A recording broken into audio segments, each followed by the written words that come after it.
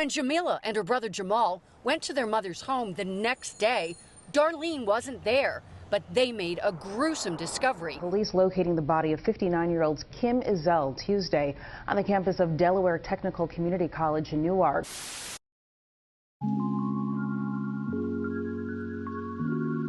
Kim Ezell had been missing from North Philadelphia for the last 5 weeks. On Monday night, her family says she was found shot to death inside a van in Delaware.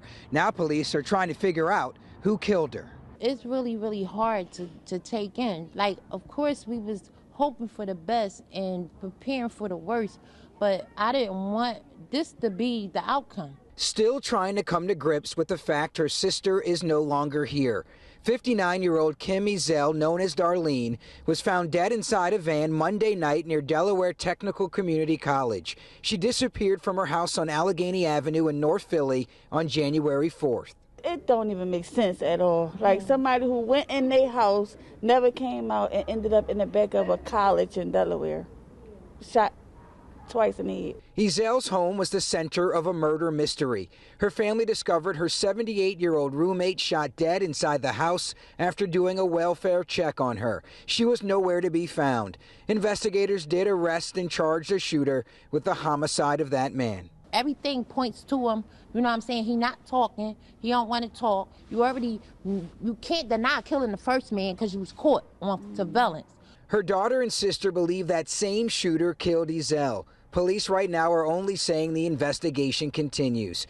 Family members say they still have a ton of questions, including why. We was hoping for the best, but preparing for the worst. Relatives were in shock and dismay over the suspicious death of 59-year-old Kim Darlene Ezell. She had been missing since January 5th, when relatives went to her home at 17th and Allegheny and found that her roommate, 78-year-old Stanley Lawton, had been shot dead and Ezell missing. We've been praying for the last 3 weeks. We know God is able. But late yesterday, police say Ezell's body was found in a vehicle in a fenced-in area in a rear lot at the Delaware Technical Community College Stanton campus in Newark. While the cause of death has not been determined, sources tell Action News a bullet was found near her body. It's kind of like closure, but not closure.